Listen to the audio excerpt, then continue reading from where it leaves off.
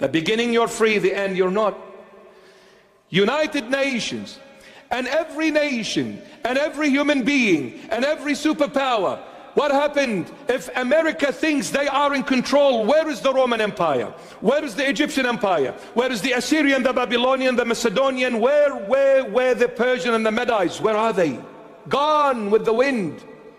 Gone. Why? Because when any human being, whether it be a country or an individual, that challenges the existence of the true divine God, and his name is Jesus Christ of Nazareth. His name is Jesus Christ. This is the true God. When you challenge this God, you have to fall.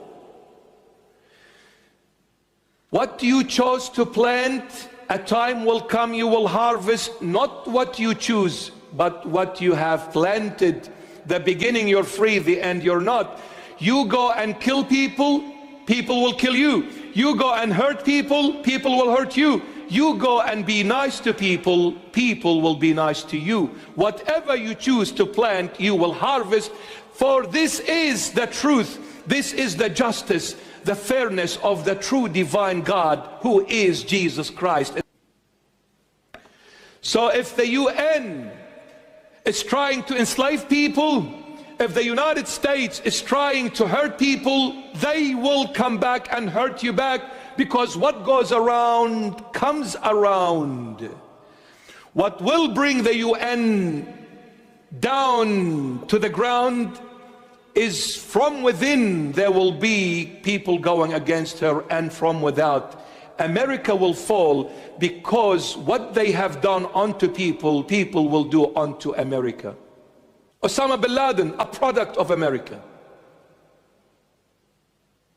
They killed him and they threw his body, I don't know, in the Pacific. Why? What kind of a Hollywood movie was that?